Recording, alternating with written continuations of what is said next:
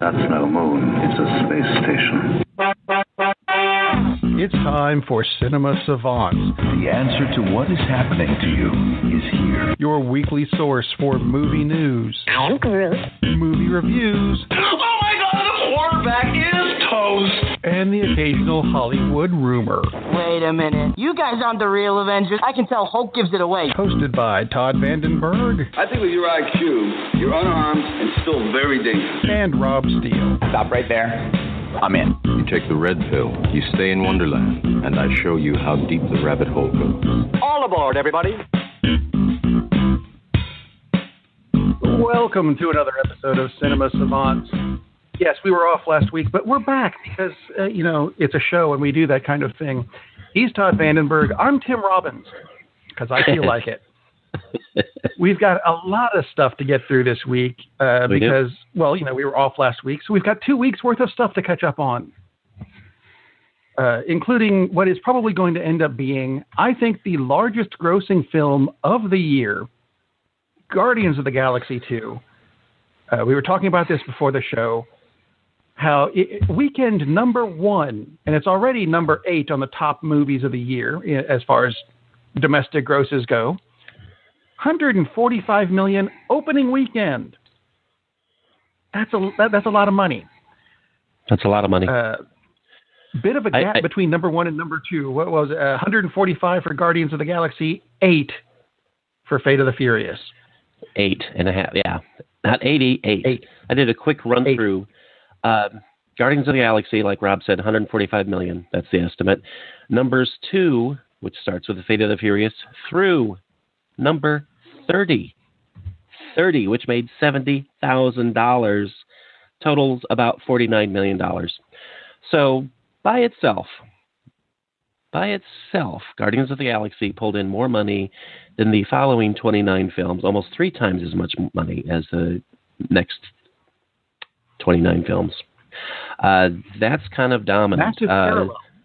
One of the reasons for Rob... Sorry? Yeah. Yeah, exactly. Between that and their defense budget, like you said. One of the reasons that supports your guess that this could be the top grossing film of the year, the average screen, 33,000.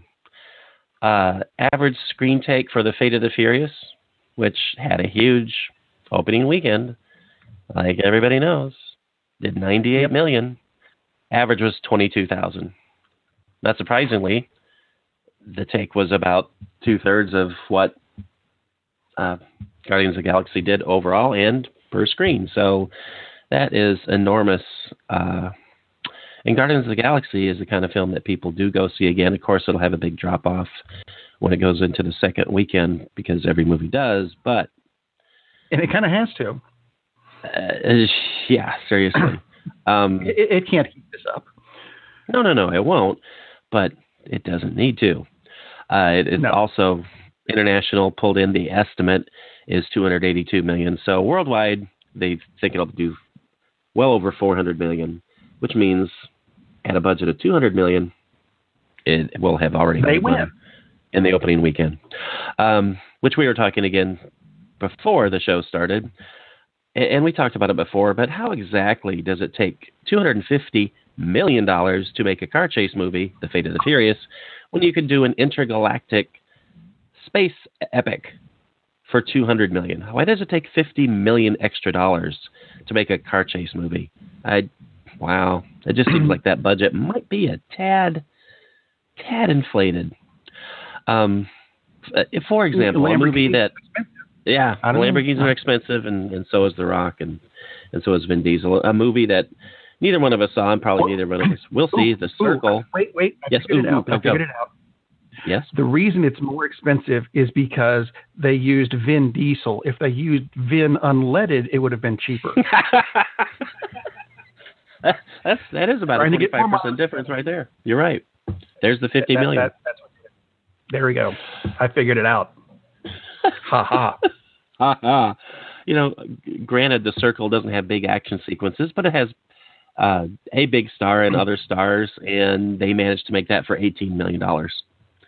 So, yeah, Yeah, I'm really kind of astounded at that gigantic budget. Beauty and the Beast, $160 million. Which, not that that's not a lot of money, but it's $90 million less, and it has. It just amazes me that Fate of the Furious cost that freaking much money. They made their money back. They're over $1 billion worldwide. It's just odd to me that it's like, wow, how can you spend that much money to make that movie, which is so stupid. Anyway, back to Guardians. Toilet seats. $7,000 toilet seats. Yeah. Oh, if they got them from the Air Force, it'd be $56,000 toilet seats. Did you happen to catch Guardians of the Galaxy this weekend, sir? I didn't. I'm going to, but I haven't yet. I heard that somebody did on this show, though. And did. For lack of other people, I'm going to guess it's you. It probably was. So this has to be a spoiler-free version. It is, because it's opening weekend review. still. Yeah, it's opening weekend. And I don't want to ruin it for you. I don't really care about our listeners. I just don't want to ruin it for you. Yeah, it is extremely fun. I don't know if it's as fun, enjoyable, wonderful / as the first one.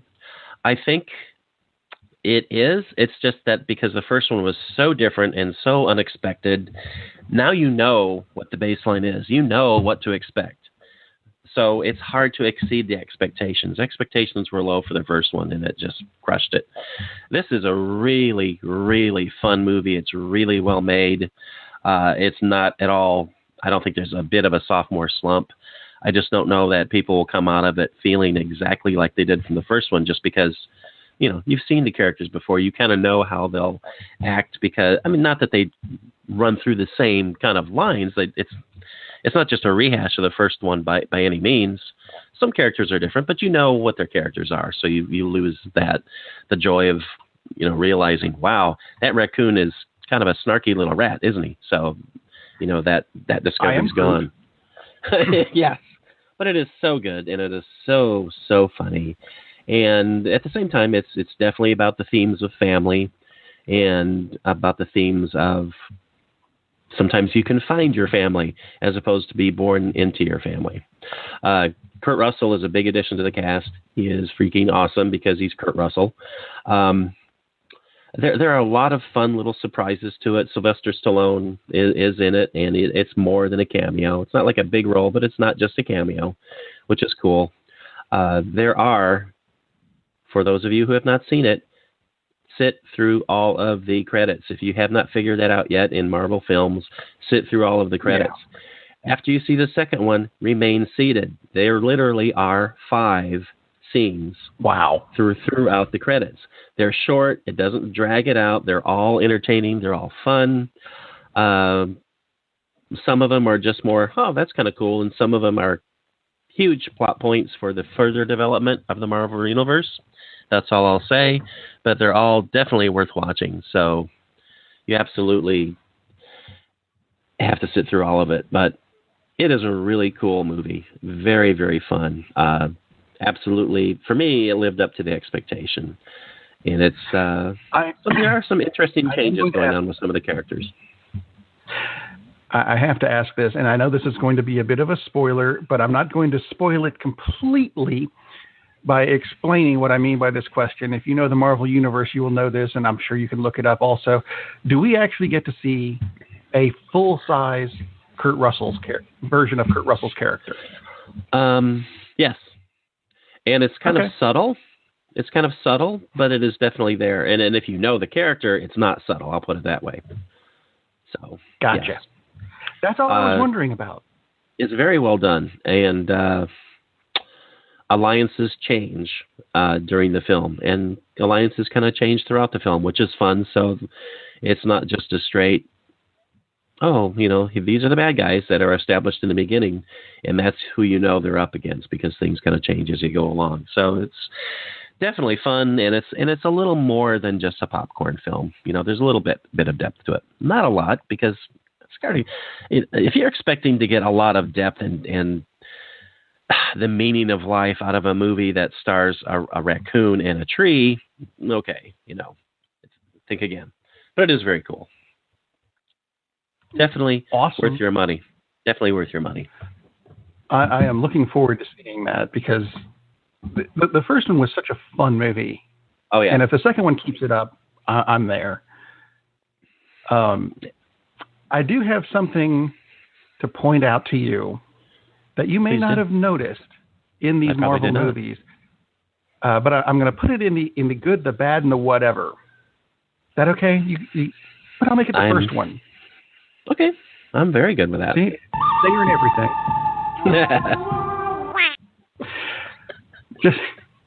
I am going to make more of those someday. I really am. No, okay, so Stan Lee, I'm assuming, made his cameo in the Guardians of the Galaxy Volume 2. Here's a spoiler. He makes that's not a spoiler. It's a Marvel movie. It's Stan Lee. Yes, he's in it. Duh. No, he makes two. He makes two cameos. That's the spoiler. Really? Awesome. Yes. Did you know that the character that he's actually playing the same character in every movie, even though his appearance changes? Yes, I had never thought about that, but this is the movie where that really kind of comes to the forefront, where they're kind of really hitting you and telling you, okay, this is what's been going on, which is very fun, which is very cool. This is, I guess, a bit of a spoiler then. Kevin Feige, head of Marvel Studios, confirmed basically this week that Stan Lee has been playing a Marvel character the whole time. He's playing a character called Uatu, which some people know in the Marvel Universe as the Watcher. The Watcher being a character who just kind of, he doesn't really interfere, but just watches over everything in the Marvel Universe.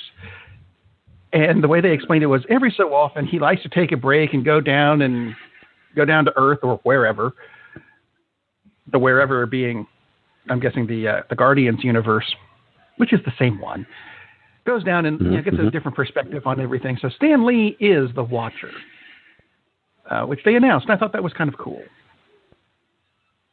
It's very cool, and it doesn't spoil anything in the plot of the film. It's just a minor, like you said, it's a very minor spoiler for that's who that character is. But it's not like he steps in and changes things, because he is the Watcher. The Watcher does not change things. The Watcher watches. But it's another one of those little fun moments that this movie is full of. Let's see, other Marvel news I got this week. There's going to be, and you're going to like this, a Blu-ray, I can't say this correctly, Blu-ray noir release of Logan. What that means basically is when it comes out, go to your local Walmart and get the black and white version of Logan. That's really all they did with it. I'm not sure if that's good news or bad news. For me, I know you really loved Logan, so I suspect the noir version. I actually didn't really love Logan. I liked it a lot. It just could have been better, but I don't like this. It's a separate release. Why not? Why not include it? I think it might be part of a package that has part of a package. I can see that, as long as they're not adding a big surcharge to it. Because I'm sure they will. Yeah, I'm sure they will too. I mean, that's cool that they're releasing it on Blu-ray, but if they release it separately, that would kind of suck. So, yeah, a lot. Let's see.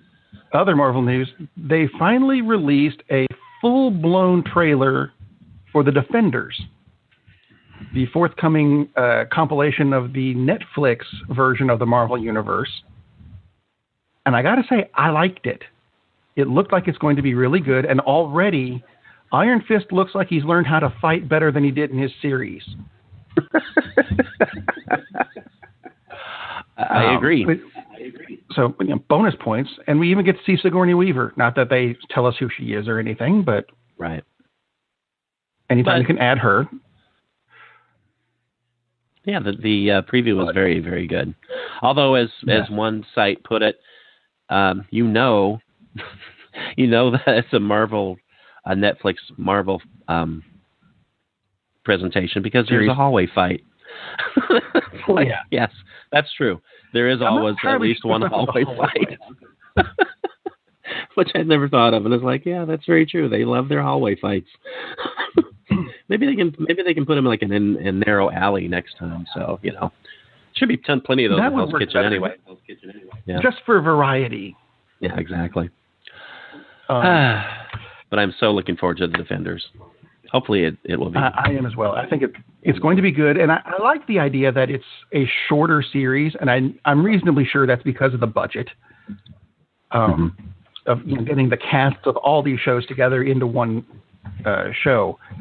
But I think it's also going to be good for the storylines because that was, I think, the big thing against the Netflix version of the Marvel Universe is that they dragged on a bit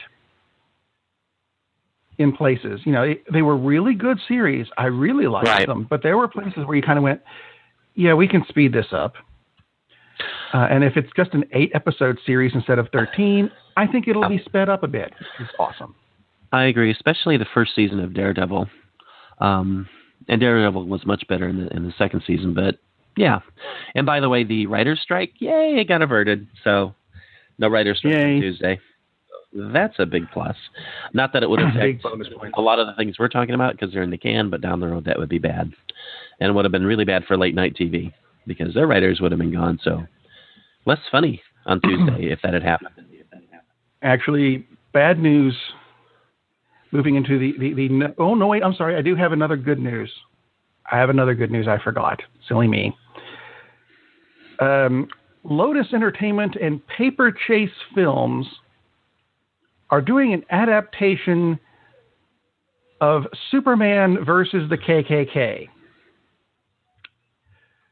which was apparently a radio drama in 1946 where Superman took on they're calling it a thinly veiled version of the Klan.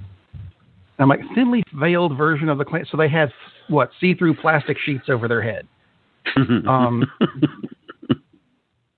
But, yeah, this is actually going to be a film about that radio drama, not so much Superman fighting them. But I think it ought to be interesting to see how this is going to happen. It's supposed to be along the lines of The Departed and Mississippi Burning. Yeah, that makes sense. Because I was trying to figure out how did they get the rights to the character. But if it's about the actual events of putting on this radio thing, then yeah. Right. Interesting. I think that'll work. It's totally well, compared to what Warner's has done with Superman lately, I'm much more happy about this development than their crap, frankly. Now, unfortunately, there's some bad news that I've got this week as well. 3 bits of bad news. The first, and this hit yesterday, ABC has acquired the rights to American Idol and is going to be bringing it back, which leads me to say just one thing about that.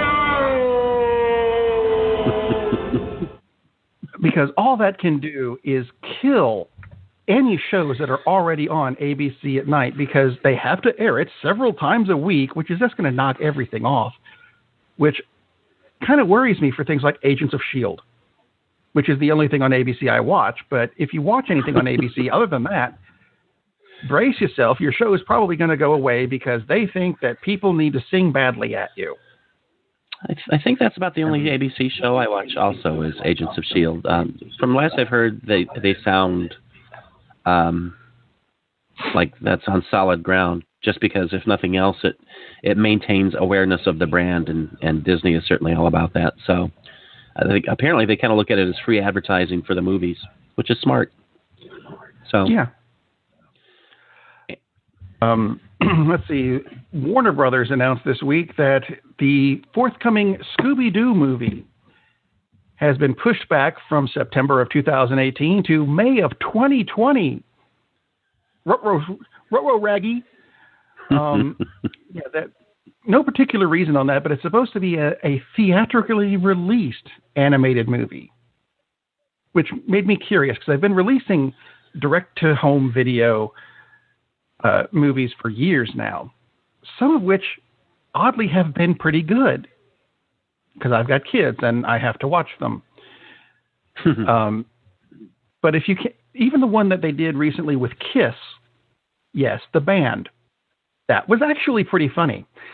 But if you see the ones that include the words, or I guess the letters W, W, and E, skip them, for they are not good.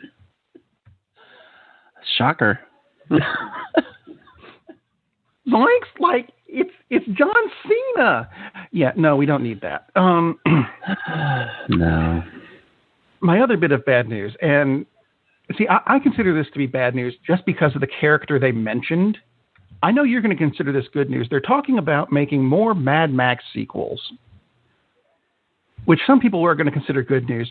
I consider it bad news because they announced that the guy they strung up with the guitar is going to be back. I thought they killed him. I have no recollection. I cheered when they killed him, but apparently he's going to be back. I don't know if he was killed or not. I don't remember, but it could be, the band always has someone ready to step in and take the place, right? So, I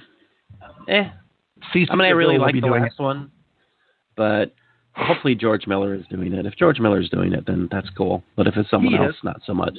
Well, then that's good. If they said it's George Miller.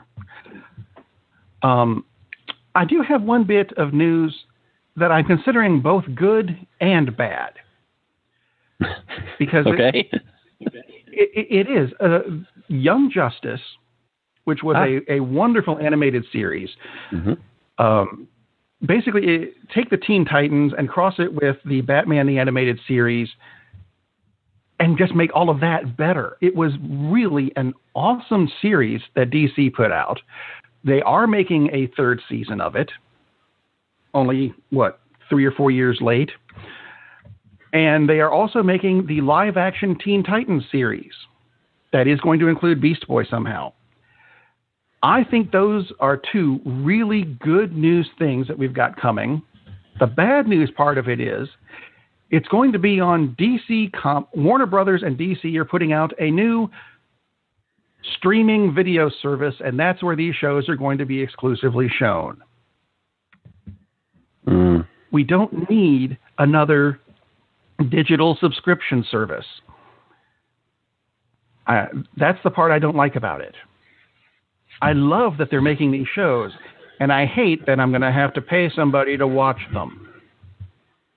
It's not like there aren't channels out there. Right.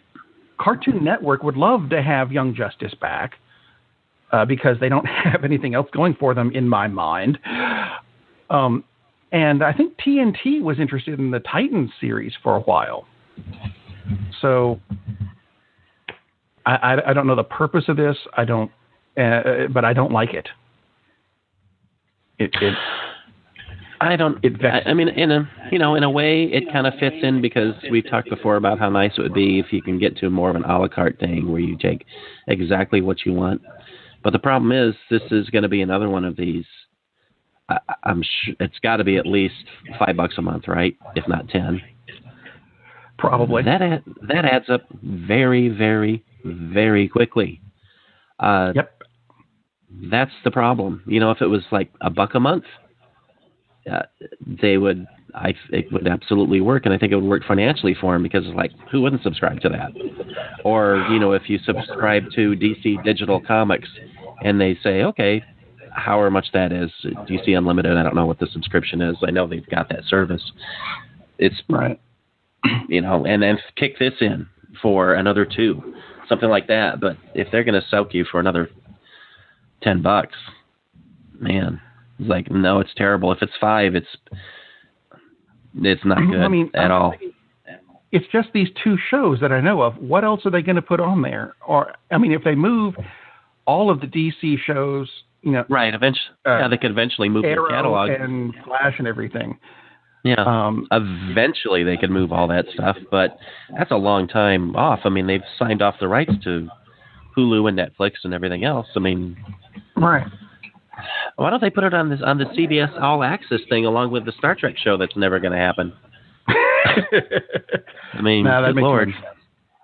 Sense. Yeah, I'm absolutely with you. I don't like that. The distribution, that's bad. I've got a bunch of stuff that falls into the whatever category. Cool. And I'll run through these real quick. I'm going to start with Inhumans. the Marvel TV series based on the comic of the same name, hits in September of this year. And they released this week a poster for the show and what they're calling a teaser. The teaser showed the poster. That's not a teaser. That's a poster. Right. Cloak and Dagger is not starting until next year. And we've already got a full-blown trailer for that. Do we have anything for Inhumans? No. How this can come about, I don't understand. I think I have the answer. I'm sure you read the same news I read, that they are having some difficulty with the CGI for Medusa's hair. And if you know the character, Medusa has hair that's like, 15 feet long? Or longer. I think it grows, actually. Yeah, I think it does grow. And it's elastic and prehensile and blah, blah, blah. So they have to create this hair that looks like hair. Reed Richards on her head. Yeah, brilliantly put. A red Reed Richards on her head. And it has to look like hair. So it can't be, it's not as simple as making something in a blue costume stretch. That you can do. Right. Making it look like hair and making it look like it can do all these things on a TV budget, I can understand how they're having difficulty. And maybe they felt, until we get the hair right, let's not do, that's Black Bolt and Medusa. That's 1 and 1A and the Inhumans. And if they can't get that right yet, I can see why they're waiting. That would make sense to me. Oh, Reggie. Yeah, because no one wants to see Medusa. They don't need to show Medusa with using her powers and it looks like crap. Because frankly, the poster, her hair, it's a still photo and the hair doesn't look right. you know, it's kind of hanging there. It's like, really? You couldn't poof it up and go 80s on her at the least? It'd be like 8 foot long 80s hair, but still, that's what it should have looked like. So, Crystal Gale, only red. There you go. And grabbing people. Some of you like will have to look up who Crystal Gale is. Let's see, other whatever news. The C.S. Lewis Chronicles of Narnia is going to be kind of rebooted in that they're making a 4th movie, which will be based on book 6 of the 7. And they're going to be recasting it. Well, yeah, because it's been so long since you did the last one. Everybody's grown up. They're not kids anymore. It won't work. Do you care that they're making another Narnia movie? Because I lost interest after they made Prince Lesbian. Caspian. Prince. I've only seen parts of the first one because Heresy, I've never been that enthralled with the story to begin with. That's one where I really don't understand. Why aren't they just rebooting from the beginning? That makes 0 sense to spend this much time to come out with a 4th film and it's recast, like you said it would have to be, because, my God, some of those kids are drawing Social Security checks at this point because they ain't kids no more. No. That really makes zero sense to me. I don't get it either. I mean, why if you think it's too soon for a reboot, wait a couple of years. And that would be the first studio to ever think it's too soon to do a reboot. But that makes... They're even recasting Aslan. He's not going to be Liam Neeson anymore. Yeah, the first movie came out 12 years ago. And the last of the trilogy came out 7 years ago. I mean, that's... Hello? That's centuries in Hollywood. 7 years ago, reboot the damn thing and just get it done. I can't imagine there's going to be this pent-up demand. Here I am looking at the lifetime gross. Narnia, the first film, 291. The second, Caspian, 141. The Voyage of the Dawn Treader, 104. Obviously, interest continued to plummet. Waning. So why would you think, people are lined up for the 4th film that they were losing interest in with completely different casting? Unless it's Chris Pine and Chris Hemsworth and Chris Rock. We'll have to throw in another Chris, a different Chris from the one we usually use. I don't know. Well, I mean, the similar thing, and this is in the same category, James Cameron announced that the next Avatar movies will be coming out in December of 2020, 2021, 2024, and 2025. I will have forgotten that they are going to be coming out by then. And to be honest, I'm not sure I care now that they're coming out. Because it's been so. Avatar was what, 2000? It was 1994. It was 94 when Avatar first came out. At least it feels that way. It's just, I know you want to make these, James, but damn, come on. You know, I'm not saying rush them out or anything. Make them look good, but at the same time, you're planning a movie that's still 8 years out. It will have been 11 years since Avatar came out for the sequel, which, ouch. I mean, it was such a huge hit. It was. There will be... And it was a good movie. Pent-up demand, unlike with the Caspian things. But, yeah, it's kind of odd. You know, I'm curious because he does some really interesting work. I liked Avatar. I wasn't blown away with it because it's a rehash of a lot of ideas that have been around science fiction for... about a century. So yeah. I mean, it was really well done. I loved it. I didn't love it. I liked it. That's what I meant to say, but I didn't love it. So, but I can see the delay a little bit more with Avatar than with Narnia. So, well, how's this one then? Here's another long delay. It was announced that when Alien Covenant opens on May 19th, it will have a trailer for Blade Runner 2049. And is that the release date? Okay, Blade Runner should be. The first Blade Runner was a great movie if I need to get to sleep. No, it was a good movie. It was just slowly paced for me. I suspect this one is going to be similar, but I mean, the plot is slower than the federal government. So, you know, not my thing, but I'm going to watch it anyway because it's Blade Runner. You kind of, if you're a sci-fi fan, you have to go, all right, that's one of the big things, even though I'm not really probably into that as much because it's slow. I'm surprised Mitch McConnell's not in it. It seems like Mitch McConnell should be in it somewhere because he's a turtle. Doesn't that make sense? It makes perfect sense. Yes, indeed. Excellent reference to one of these one of the great scenes. Actually,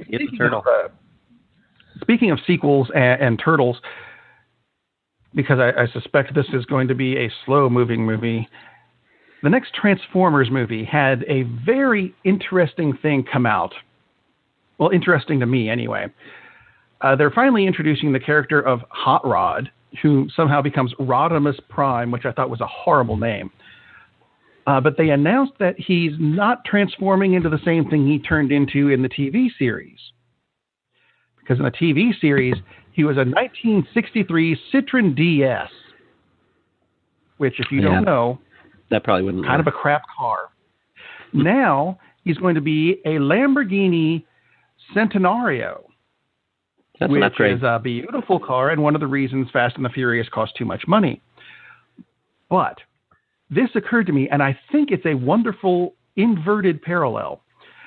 The transformation of Hot Rod from this crappy car to an incredible car is the exact opposite of what we've done with this country moving from Obama to Trump. We had a Lamborghini, and now we've got this crappy Citroen that doesn't work anymore. And it's just my theory. Just a theory. I can't prove it. Or maybe a Yugo. I don't know. While we're going over that, I read this story on Jon Favreau's remake of The Lion King, which they keep saying is going to be a live-action version. It's not. It's CG. There's a vast difference between the two. Figure that out.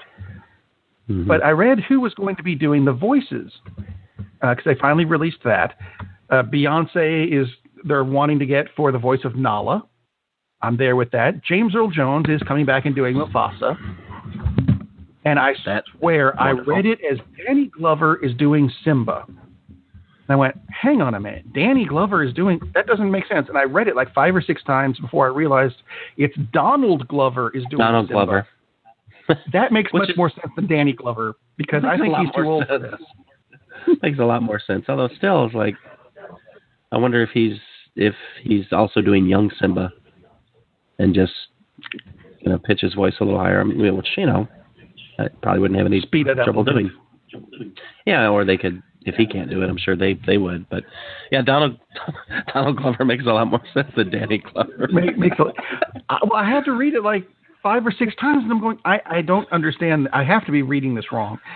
Because whenever I see Glover, I think Danny. No offense to Donald, but I think Danny because... Yeah, you know what I would prefer, though, as Simba? What? Crispin Glover. Crispin Glover in full-on crazy mode. That would be fun. Disney wouldn't be happy, but I would be happy. No. God knows what he would say. And I'm sure he needs to work. I want to get your opinion on this. I like it. Sony announced that they're not only making Angry Birds 2, which I don't think we needed. They're making another Masters of the Universe film that is apparently McG was attached to it originally, and I'll be honest, I'm still not sure who McG is, apart from something that you find at McDonald's. But yeah, do we need another? Do you remember the original He-Man movie with was it Dolph Lundgren? Yeah, Sadly, I do. That was one of the most horrible movies ever made. Did we need another one of those? Because I'm having to go back and relearn He-Man because I didn't really know it very well in the first place. And I'm looking at it now, going, this would not fly with kids today. Even the characters with wings wouldn't fly with kids today. Here's the thing, Rob. Yes. Referencing your political comment from before, we don't necessarily get what we need. We get what we deserve. And sadly, I think we deserve. When people go see some of the movies that they go see, unfortunately, we probably deserve a Masters of the Universe remake. And maybe it will be good.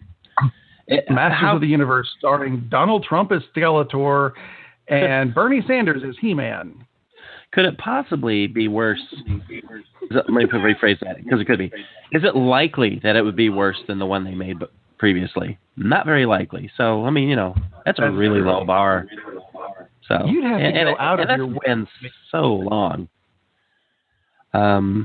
Angry Birds movie. This is why Sony is making an Angry Birds movie, because worldwide that little puppy did $350 million. That's why we're getting the Angry Birds 2. That's why we're getting a Masters of the Universe movie, because, people will watch stuff like that. So, yeah. Amazingly, it got 2.5 stars out of 5 on IMDb. The budget was $22 million. It made 17. Oops. Someone made a boo-boo. I think those are switched a bit. Actually, you mentioned earlier in the show, and that's just because I mentioned this now because it's the way my notes are written. You mentioned The Circle earlier. Yes. With the considerably lower budget than everything else we've talked about so far. And I think I figured out which movie it is. Kind of a remake of. Do you remember a movie called Antitrust? Came out in 2001 with Tim Robbins and Rachel Lee Cook and Ryan Philippe as you've seen the Circle trailer. It seems like the same thing to me. I have seen that on television, I don't know, 11 o'clock, and I tuned in about 20 minutes into it. I have seen it. Yeah, it sounds much more like Antitrust than The Net, which we had referenced before. The one with Sandra Bullock. It was a time period. And, a movie that didn't need to be made because it's been made. Antitrust with a better cast. Yeah. No offense to been made before. No, Tom Hanks is kind of hard to say. Yeah, we have a better lead than Tom Hanks. So. Well, I like Tim Robbins. Tim Robbins is a very cool guy. I'm sure Tim Robbins would sign off on your statement that this is a better cast. And it'd be full because it is. Yeah. better cast than, and I wanted to ask you this because I've had this written down for a couple of weeks, and we just keep going, and I never get back to it. I have a weird movie title of the week for you. And the reason I'm calling this a weird movie title is because I think they did it wrong. This is a 2014 movie called The ABCs of Death 2. And I'm thinking, if it's the ABCs of Death 2, wouldn't that makes it the DEFs of Death? Excellent point. You may or may not be shocked oh dear, to know that I've seen that film, The ABCs of Death. Wasn't really impressed. I watched a lot of movies. You just keep going. Wasn't really impressed with it. Yeah, but I like horror movies much more than you do, so that's not the kind of film that you would be watching. No. Yeah, I mean, the first one wasn't all that great, and I thought, and again, this is not like I paid for this. This was on, who knows what it was on, Netflix or whatever.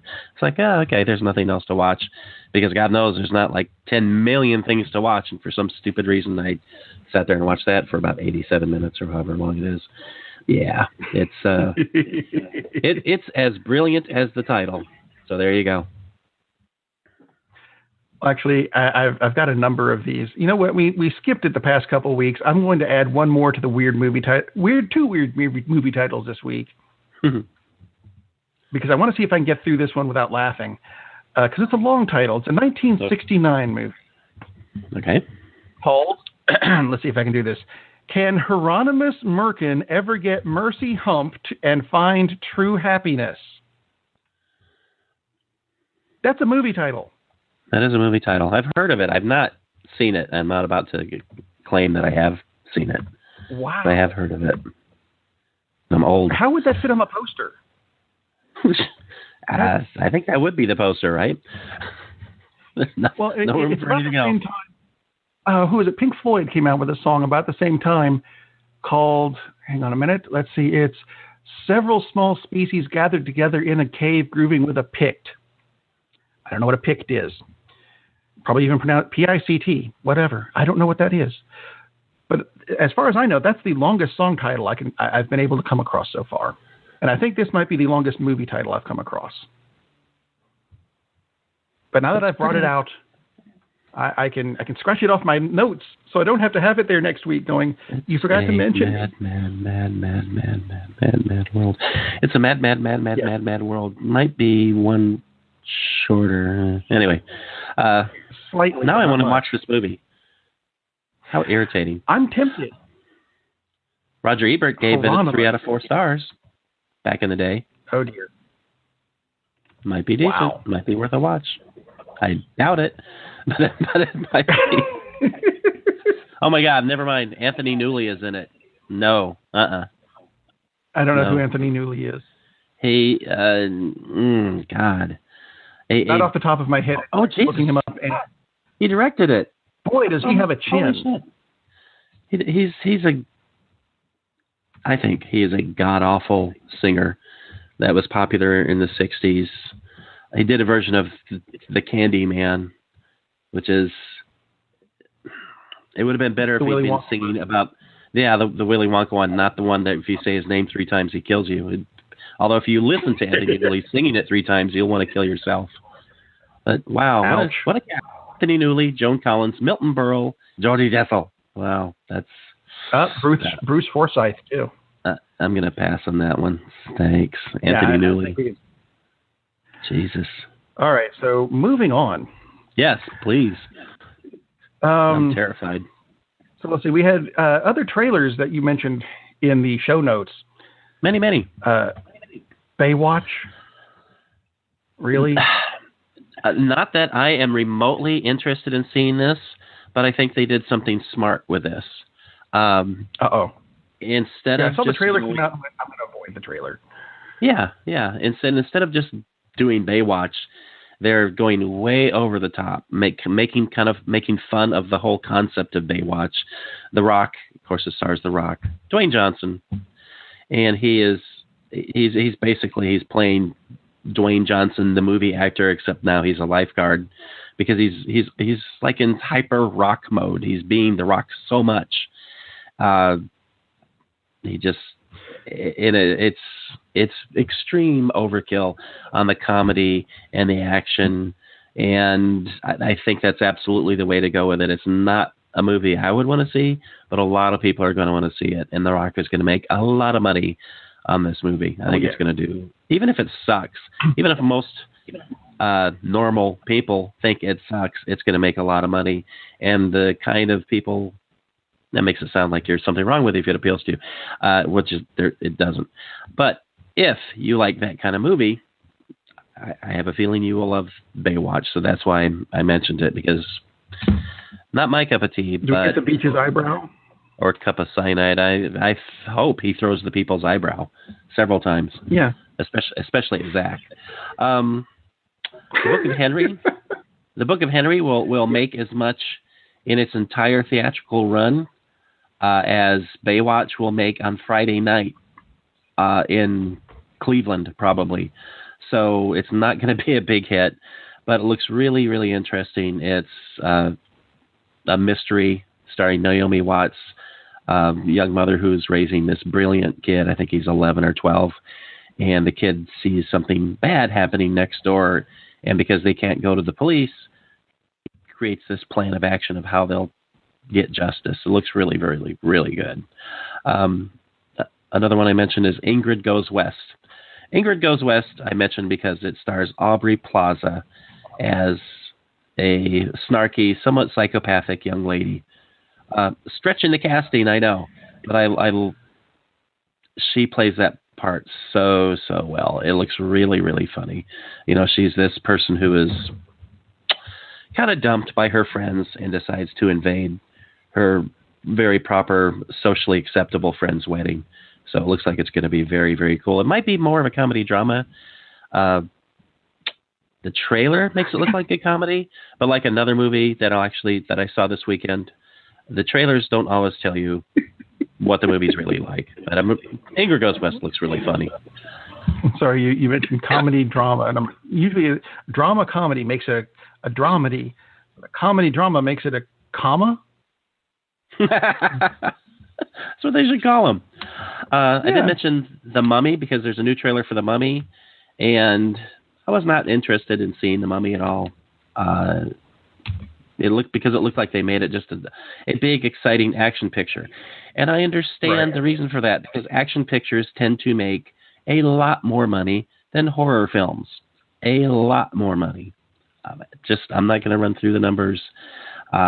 Maybe I will actually write a post for our website and go through the numbers, but typically, I would bet on average, action films make 3 times as much money as horror films. That's why they're going action-oriented with this. But there are a lot of elements of horror in the new trailer, so I was glad to see they didn't just abandon it like they did basically with the other Mummy films. Yeah. Oh, there's a lot more than just the thing with the eyes in the new trailer, so I was glad.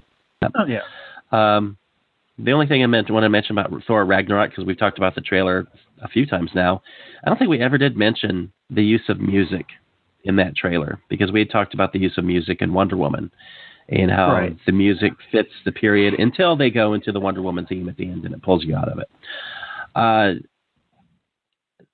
The trailer for Thor Ragnarok, if you are of a certain age, you recognize that song. Hopefully you do if you listen to the right kind of music. It's called The Immigrant Song. That is so freaking perfect. That is amazingly perfect, which I didn't mention. Guardians of the Galaxy, of course, James Gunn. The soundtrack is amazing. The people who work on Marvel films and work on the music, consistently brilliant decisions. And The Immigrant Song, In the Land of the Ice and Snow. Like, and it immigrants. Oh my God, it fits. And it's such a great driving song. It fits for this kind of movie anyway.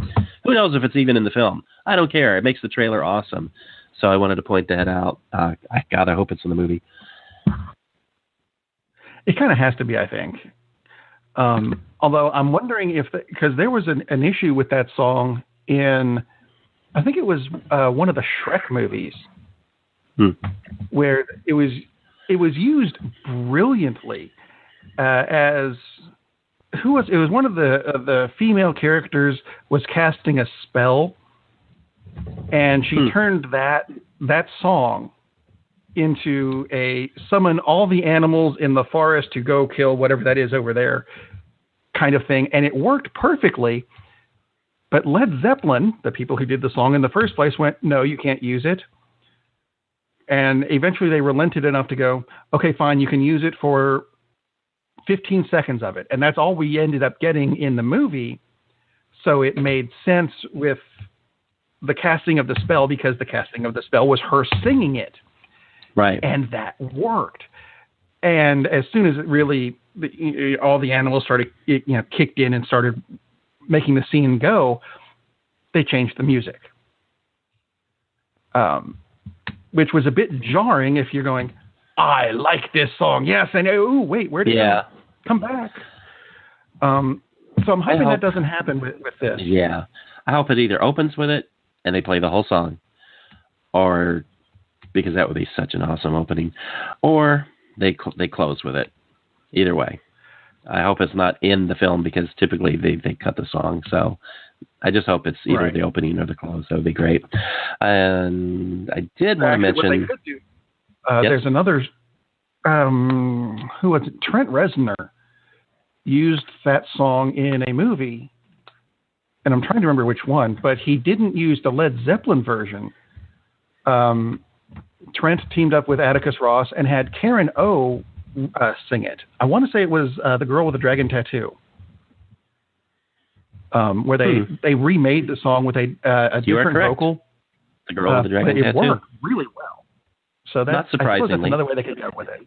Not surprisingly at all. You are correct. It is The Girl with the Dragon Tattoo. I did want to mention, before we move on to anything else, the other film I did catch this week was Colossal. Again, talking about how previews. If you have not seen the previews for Colossal, the basic premise is Anne Hathaway is a young woman, and this is in the trailer, so it ain't a spoiler, so don't complain, who apparently controls a kaiju in Korea, as in a giant monster. And it's kind of like a what the, moment. And she has some fun with it. Again, this is in the trailer. And Rob and I talked about it, and was like, man, this looks goofy. And I said, I hope it's goofy in a good way. Surprisingly, it is not a goofy film at all. It's actually, oddly enough, it's actually a pretty serious film. It uses, yes, I know, I was astonished. And it's good. It's a very good movie. It kind of uses this as a metaphor, and it's not like it's a dream sequence or something. No, there are real monsters, okay? But it's kind of a metaphor for relationships. And I know this sounds like, oh, this is really high concept, but that's what the movie is. Sorry. She comes out of a broken relationship. It's not a big spoiler because it happens really quickly, and she kind of gets into another relationship. Jason Sudeikis is her co-star. He is really good. I was surprised. Again, another reason you think, oh, it's a comedy. Jason Sudeikis is the lead. Come on. He's very good. And there's a lot of funny stuff in the film. But again, just like Tango Whiskey Foxtrot, the ads made you think it's a comedy, and then it's not the same thing. It's actually a pretty serious film, and it's not really heavy and depressing, nothing like that. But it's much more about how we relate to each other and how we need to work at relationships, all done with the context of these giant monsters. And, of course, that's the metaphor of how relationships, if you don't treat them right, they can be destructive. And it's fairly fast-paced. It's got a really fun plot. There is some excellent kaiju on kaiju action. And no, I'm not talking about in the bedroom because that would be weird and disgusting. Anne Hathaway is really cool. Sudeikis is very good. Dan Stevens, who played the Beast in Beauty and the Beast, not that you could tell, he's another co-star. It's a really cool movie. If you're lucky enough to be in one of the cities that is actually showing Colossal, which would not be many cities because it's one of these limited release films, seek it out because it's a really cool movie. I was really happy that I saw it. Very nice. And for those who were upset with the most recent version of Godzilla, the American recent version, not Shin Godzilla. Like Rob, for instance, that Godzilla didn't show up for a long time, which is a valid complaint. The monster in Colossal shows up, I think it's about, maybe it's about 45 seconds. Maybe it's a minute. So there you go. Oh, by the way, the poster for the film shows Anna Hathaway scratching her head and the monster in the background scratching its head the same way. So the poster gives it away. So I didn't spoil anything, so shut up. No. I just noticed that. But it's a really cool movie. I really enjoyed it. Very neat. And it's playing in a whopping, how many screens? 7. I still can't find it from saying. No, there we go. It's up to, all the way up to 326 screens. So I feel privileged that I got to see it. Very cool movie, though. I didn't enjoy it as much as Guardians of the Galaxy because that would be strange. But again, go into it with the thought that it's a drama with some comedy thrown into it, or a comma, as Rob would say, and you'll really like it. Good flick. I'm going to see if I can trademark that word somehow. Totally need to. Right. Get money every time someone says it. That's not going to go over well. Kind of reminds me, actually, just a completely unrelated story. I was transcribing some poetry for a friend of mine once, and she was reading everything off, and one of the lines was, what I heard was, I'll start this over. She was actually going, here's word, and then punctuation, because the punctuation is important. What I heard was, there's a big nasty comma, and it's out to get me. And I tried picturing what a big nasty comma would look like. And it just became a running gag. So anyway, completely unrelated. I have, for a change, run out of stuff. I'm not saving anything for next week's show, which means next week's show is going to be completely new stuff. No leftover news, which is a good thing. What have you got? Yes. I have zilch, because we're done. Hey. A long show because like we had a week off. So that's not a bad thing at all. Exactly. Mission accomplished. Totally. So what kind of shows do you have coming up this week? That's a really good question. I know this week, 12th Man Rising, the Seahawks show, will be on, I believe it'll still be on Tuesday. Ted will have Late Night Parents on Wednesday. Baseball Beer Barbecue, I'm not sure what is going on Saturday because we've all been very busy with other projects and trips and real life and things like that. Hopefully we will be back Saturday. What do you have going on, sir? Oh, this Friday I'm still going to have another FWAT show episode. And the 2 Pages project is, wow. This show that I've got coming up, hopefully it will be done by Wednesday. We're making a bigger production out of this because there's a lot of characters in it. I'm waiting for one of the last parts to get done. So if there's not one Wednesday, bear with me. It is coming this week. Because it's a really great story called Earth Walking by author Jan Perry. Just keep your eye on the Coil Entertainment Network, coil.us, COYL. Feel free to go by the website and buy a shirt because they exist now. Lots of different colors for them. Just like the things that you'll see in Jan's story in your mind, it's not video, it's still audio, but you'll still see it in your mind because she paints such a brilliant picture with this story. It's really cool. I'm looking forward to putting this out because you guys are going to enjoy it a lot. I like it. So there. Yes. I have absolutely nothing else this week. Not even any snarky comments or nothing. I am in that case officially brain dead. It means goodbye. Good night, everybody. Ariel! Upa! Ride! Do you think they will let me live in Montana? I was thinking of the immortal words of Socrates, who said, I drank what? Man, we have a weird job. It's shameful, but it's a living. Darn, that's the end.